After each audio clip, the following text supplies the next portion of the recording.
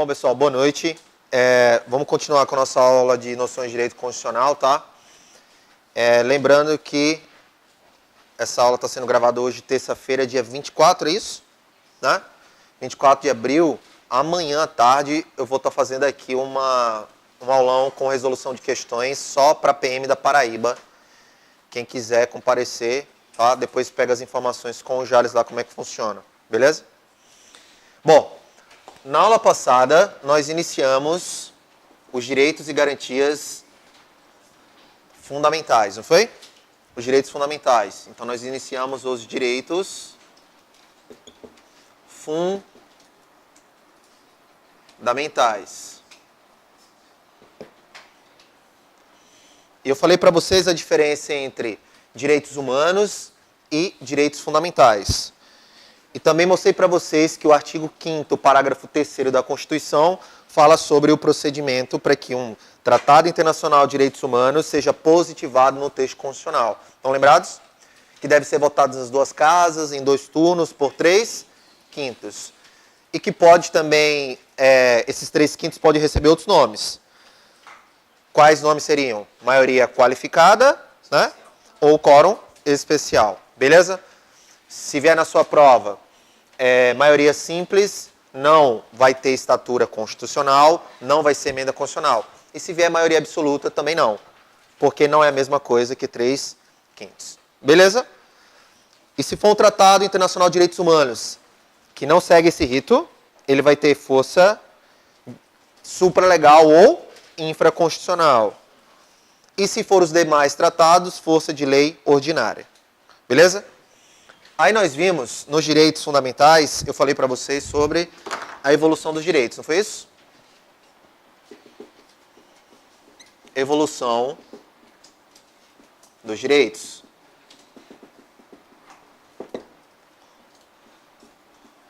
Então, os direitos que são de primeira, segunda e terceira geração, que normalmente são os mais cobrados em prova, beleza?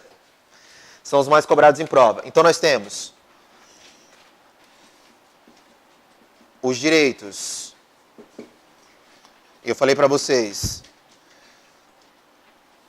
de primeira geração, o direito de segunda geração, ou dimensão é a mesma coisa, vocês já têm isso no caderno, tá? E o de terceira geração, ok? Eu falei para vocês que os direitos de terceira geração, eles têm como uma característica a liberdade. Os de segunda geração, de igualdade. E o de terceira geração, fraternidade. Ou, que na sua prova pode vir solidariedade. É a mesma coisa. Beleza? E falei para vocês também que os direitos de primeira, segunda e terceira geração, eles seguem essa linha aqui, ó, o LIF, né? Os ideais iluministas da Revolução Francesa. Liberdade, igualdade e fraternidade. É só lembrar dessa sequência. Beleza? Estão lembrados disso? Massa. Falei para vocês também que o direito de primeira geração, os direitos de primeira geração que foram conquistados foram os direitos civis e políticos. Os de segunda geração, quais foram? Sociais, econômicos e culturais. Beleza? Sociais, econômicos e culturais. E o de terceira geração, os direitos difusos e coletivos. Basicamente, as bancas param aqui, nos direitos de terceira geração, tá? Mas também nós temos a evolução dos direitos, e vamos falar dos direitos de quarta e quinta geração, que eu fiquei devendo para vocês, não foi isso? Vamos lá. Então, vamos aqui. Continuando, nós temos o direito de quarta geração. Direito de quarta geração. Galera aí atrás, tá conseguindo ver? De boa? Massa. Os direitos de quarta geração. Direito de quarta geração é o direito à globalização da informação.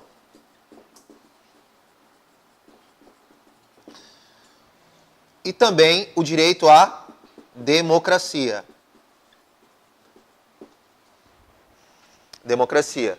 Direito de quarta geração. Ok? E temos também o direito de quinta geração.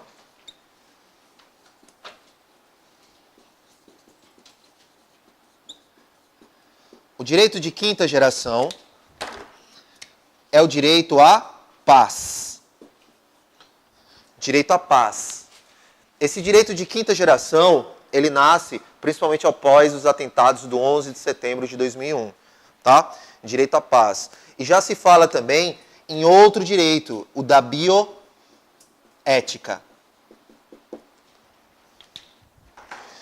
Pessoal, esse direito de quarta e quinta geração, eles são doutrinários, tá? O professor Paulo Bonavides, que é o professor da Faculdade de Direito, se não me engano, da Universidade do Ceará, ele que criou essa doutrina aí. E a doutrina, ela diverge, tá? Você vai encontrar o direito à paz em algumas doutrinas na quarta geração, ou na quinta, já foi de terceira, e ela vai evoluindo. Já existem até direitos de sexta e sétima geração, que fala, por exemplo, sobre direito espacial. Por exemplo, numa missão a Marte, né? Vai uma missão que vai até Marte. Se um astronauta matar o outro lá em Marte, qual a lei que vai se aplicar? Ou seja, os caras já estão começando a viajar nessa onda aí. Mas já está caindo em prova? Graças a Deus ainda não. Beleza? Eu só estou falando só por questões de desencargo de consciência mesmo. Mas normalmente as bancas param aqui. Falou? Vamos avançar. Então falei sobre a geração e evolução de direitos, né? Lembrando que esses direitos, né, eles podem ser chamados também de dimensões. Dimensões de direitos. Também pode ser chamado assim na sua prova, tá? Dimensões ou gerações é a mesma coisa. Tranquilo até aí? Agora vamos entrar no assunto que, se você tem alguma dúvida do que estudar agora para quem está começando o estudo de direito constitucional, artigo 5º da Constituição. Quem vai fazer agora a PM da Paraíba? Que a prova é dia 29, né? Domingo agora. Alguém aqui vai fazer, por favor? Ó, tem uma galera. Eu estava olhando hoje o edital para montar as questões. O direito constitucional para a PM da Paraíba tá mamão com açúcar e mel por cima, como diria o Caê. Para quem já assistiu a aula do Caê. Tá filé. O que foi que ele fez? Ele pegou o caput do artigo 5º e destrinchou.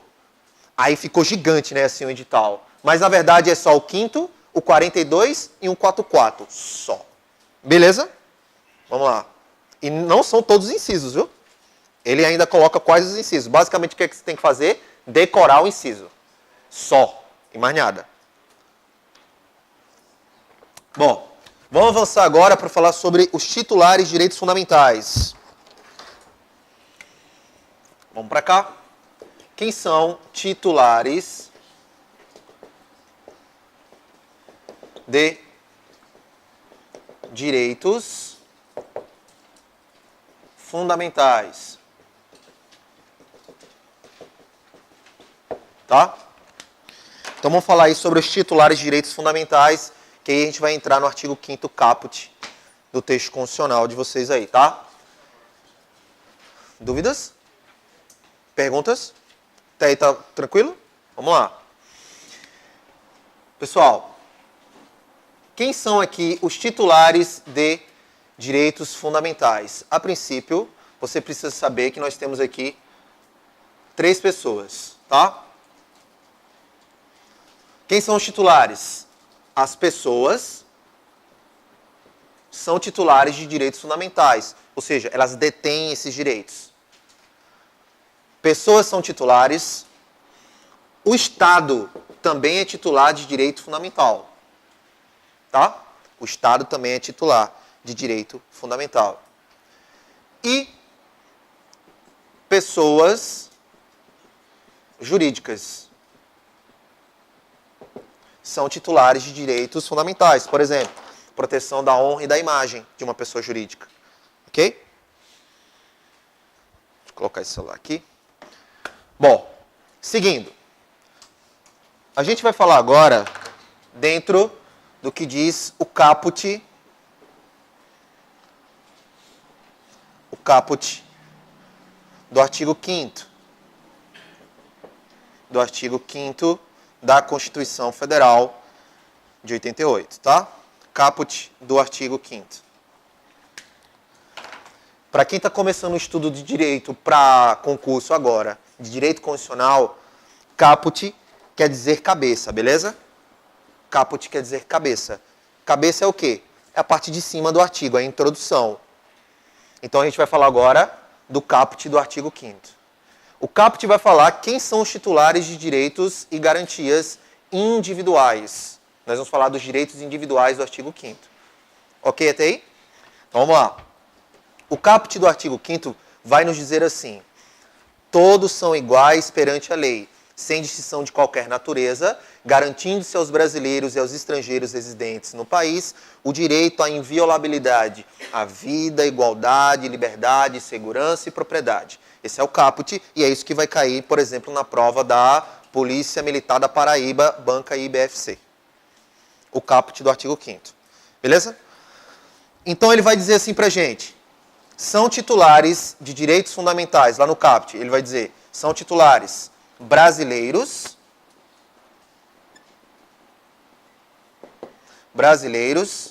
e estrangeiros residentes no país.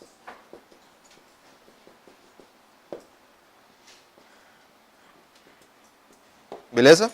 É o que diz o caput. O caput do artigo 5º diz que são titulares de direitos fundamentais, brasileiros e estrangeiros residentes no país. Galera, eu vou falando isso direto. Leitura do texto constitucional é fundamental. Você consegue matar aí boa parte das questões de prova de concurso público com a leitura do texto. Se eu digo assim, caput do artigo 5º, todos são iguais perante a lei, garantindo-se aos brasileiros e aos estrangeiros residentes no país o direito à inviolabilidade da vida, igualdade, segurança, propriedade, liberdade, etc, etc. Beleza? Eu digo, estrangeiros residentes no país. Estrangeiros residentes no país.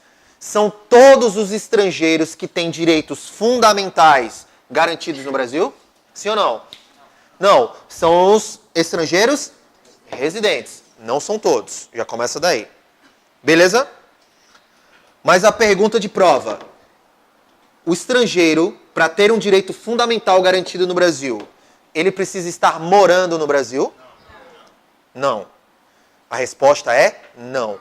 Só que uma interpretação seca, direta do texto constitucional, dá a ideia de que o cara tem que estar morando aqui. Porque ele diz estrangeiros residentes no país. Não dá a ideia de que o cara tem que morar aqui? E essa discussão que eu estou levantando aqui foi levada até o STF. E o STF diz que esse residente quer dizer ainda estar no Brasil, ainda que transitoriamente. Estar no Brasil, ainda que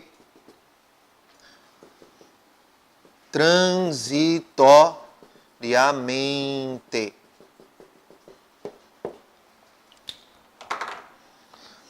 Estar no Brasil ainda que transitoriamente. Esse residente não quer dizer que o cara tem que estar morando aqui, não. Basta o estrangeiro estar passeando no Brasil, que ele tem direitos fundamentais garantidos no texto constitucional. Vocês estão me entendendo, velho? Então, né? Vamos lá. Vejam só. Porque se você faz essa leitura ao pé da letra, e por que eu estou falando isso? Eu já vi questões, já houve questões CESP dizendo assim, apenas estrangeiros que moram no Brasil têm direitos fundamentais. Questão errada. Questão errada. Por quê? O STF diz que esse residente quer dizer está no Brasil ainda que transitoriamente. Um exemplo clássico foi o que ocorreu nas Olimpíadas. Os estrangeiros que estavam aqui, eles estavam morando no Brasil? Não, eles vieram competir. Então, quer dizer que eu poderia chegar e matar um alemão no meio da rua. Por quê? Porque ele não teria o direito à vida dele garantido. Beleza? Dúvidas até aqui? Não, né? Então vamos discorrer sobre o caput do artigo 5º. Posso vir para esse lado aqui? Vou apagar aqui, tá? Os direitos fundamentais, nós vamos trabalhar também com as cláusulas pétreas. Eu sempre vou estar falando isso para vocês, tá? Eu já devo ter comentado em aulas anteriores, mas vou falar novamente, porque ela vai estar se repetindo, que são as cláusulas pétreas, tá? Então, primeiro, o que é que vocês precisam entender? Cláusula pétrea. Cláusula pétrea. A cláusula pétrea, você vai encontrar isso daqui disposto no artigo 60, parágrafo 4º da Constituição Federal. Se quiser dar uma leitura lá depois, dá uma olhadinha lá, tá? Artigo 60, parágrafo 4º. O que é cláusula pétrea? Como eu já falei para vocês, isso aqui significa cláusula de pedra. Então, alguns dispositivos da Constituição são tão importantes que foram protegidos pelo legislador e não podem ser abolidos, arrancados do texto constitucional. E o artigo 60, parágrafo 4º, diz pra gente que são cláusulas pétreas. Vamos na ordem, né? A forma federativa de Estado. Federativa de Estado. O voto. A separação dos poderes.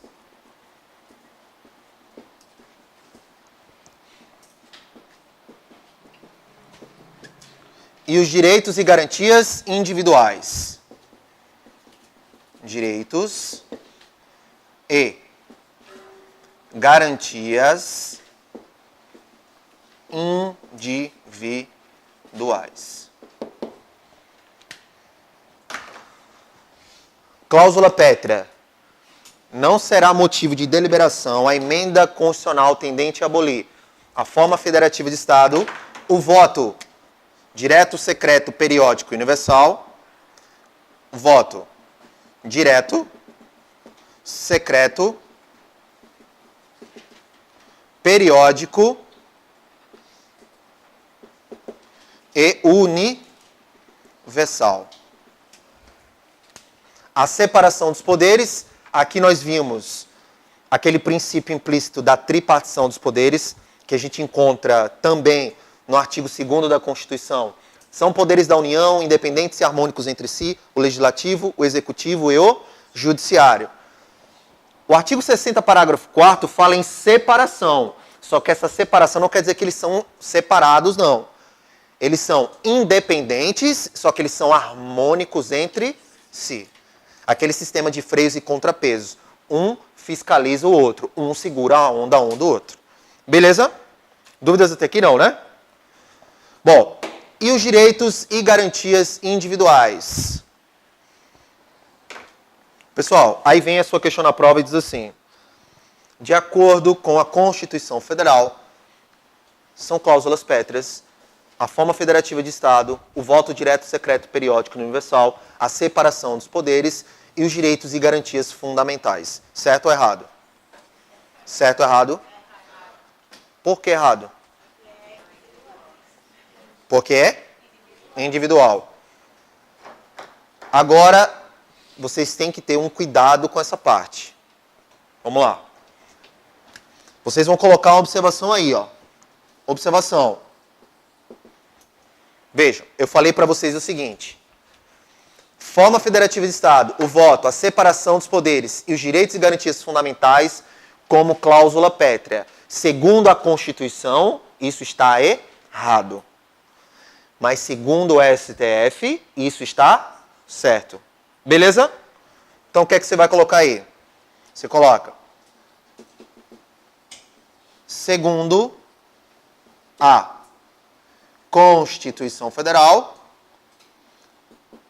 e segundo o STF. E vocês têm que tomar muito cuidado com isso, porque isso é cobrado em prova. Segundo a Constituição Federal, segundo o STF. Segundo a Constituição Federal, são cláusulas pétreas os direitos e garantias individuais. Os direitos individuais. Mas, segundo o STF,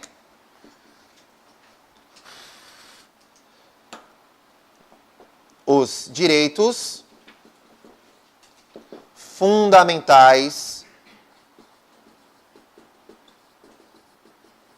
são cláusula pétrea. Segundo o STF, os direitos fundamentais são cláusula pétrea, mas segundo a Constituição, apenas os direitos e garantias individuais. E aí você tem que tomar muito cuidado quando estiver fazendo a leitura da questão. Segundo a Constituição, segundo o STF. Beleza aí? Dúvidas? Perguntas? Questionamentos? Xingamentos? Posso seguir? Vamos lá. Bom, agora a gente vai para os direitos individuais e coletivos propriamente ditos, tá? Eu vou para esse lado aqui. Vamos falar agora sobre o artigo 5º, caput. O artigo 5º, caput. O artigo 5º, caput, fala sobre a inviolabilidade, que é uma das características dos direitos fundamentais. Os direitos fundamentais são invioláveis, tá? Então, de acordo com o artigo 5º, nós vamos estudar o caput do artigo 5º, que pode ser lembrado também com outro mnemônico. Nós vimos lá o Salsidiva Plu, vimos o Conga Erpro, e existe esse mnemônico aqui, que é o caput do artigo 5º, que é o vi, li, se, pro. É o vili sepro. Esse aí é o caput do artigo 5º. Vida, igualdade, liberdade, segurança e propriedade. Beleza? E eu vou discorrer sobre cada um deles aqui. Vamos lá. Então vamos falar aqui, primeiro,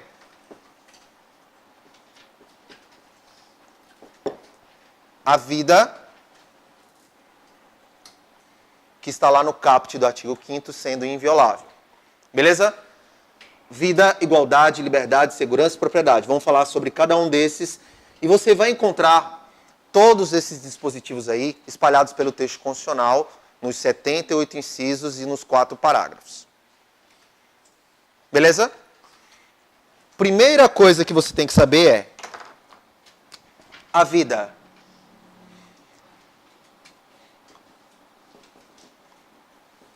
é direito absoluto?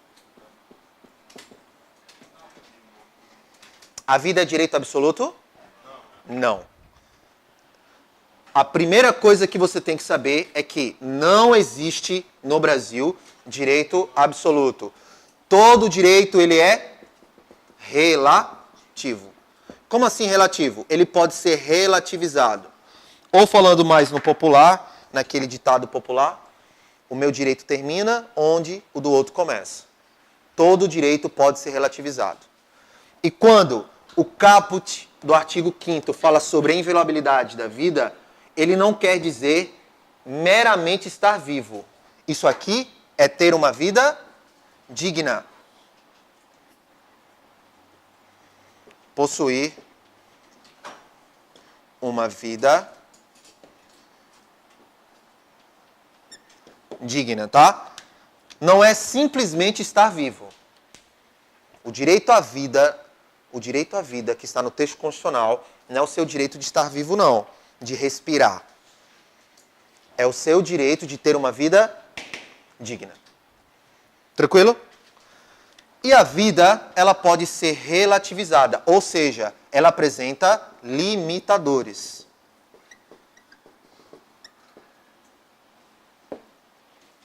Quais são os limitadores do direito à vida? Como é que eu posso limitar a vida no Brasil?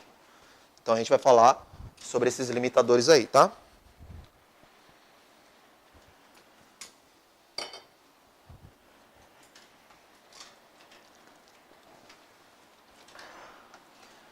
É possível limitar a vida no Brasil? Sim. Você vai encontrar isso daqui no artigo 5º. Você que está com a Constituição, Márcio, confere para mim. Eu acho que é o artigo 5º, inciso 47, que fala as penas vedadas no Brasil. Não haverá pena de morte, de caráter perpétuo, de trabalho forçado, de banimento ou cruéis. Tá? Artigo 5º, inciso 47. Eu acho que é isso aqui, ó. XLV2. É esse mesmo? Não haverá penas, né? Não é isso? Então vamos lá. O artigo 5º, inciso 47. Confere? 47 diz que não haverá penas no Brasil de morte, caráter perpétuo, trabalhos forçados, de banimento e cruéis. Mas a pergunta que eu faço é, existe pena de morte no Brasil, sim ou não? Sim. Existe a pena de morte? Sim. Pena de morte. Não há pena de morte no Brasil, como diz o texto constitucional, salvo guerra declarada. Salvo guerra declarada. Pessoal, se no texto constitucional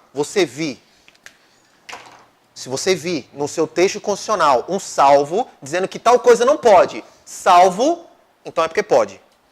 Beleza? Então a pergunta que eu faço, existe pena de morte no Brasil, sim ou não? Sim. Sim.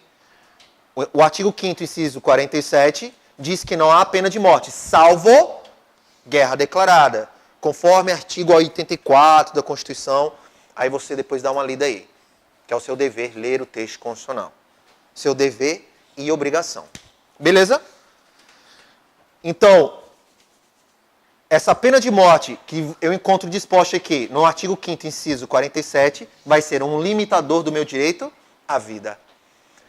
Aí, para quem é curioso, deve estar pensando assim, professor, como é que essa pena de morte em caso de guerra? Aí o cara pensa assim, né? O aluno bizonho. O aluno bizonho pensa assim, porque é guerra, aí os caras estão atirando cada um de um lado, e um mata o outro mata um, e pai, e é isso. Não, não é isso. A pena de morte no Brasil, ela é tipificada no Código Penal Militar. E em 2 casos. Em caso de deserção, tipo, o Brasil está em guerra, e você foi convocado, só que você é medroso igual a minha, o que é que você faz? Você foge. Qual é a pena?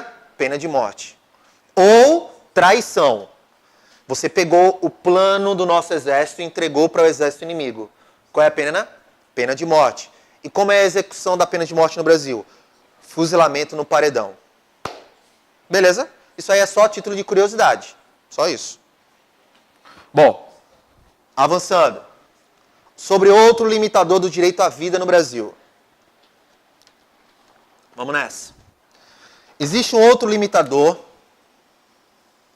que é o aborto.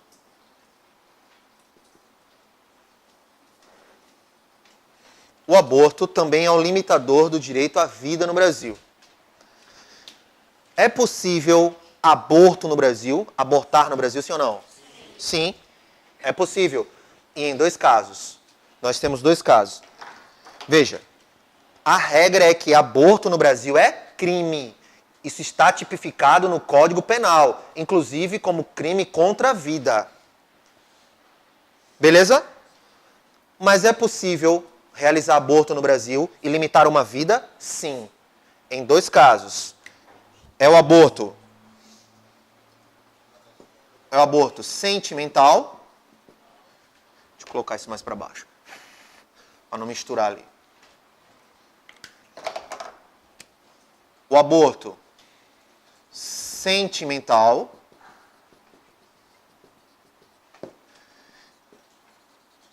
e o aborto necessário. Aborto sentimental e o aborto necessário. São esses dois casos que eu posso limitar a vida também aqui no território nacional. O que é o aborto sentimental? É quando a mulher é vítima de estupro e desse estupro ela engravida. É possível abortar? Sim, você pode limitar a vida aí. E o aborto necessário? É quando a gravidez apresenta risco para a vida da mulher. Então, o médico pode abortar? Pode. Esses dois casos. Beleza?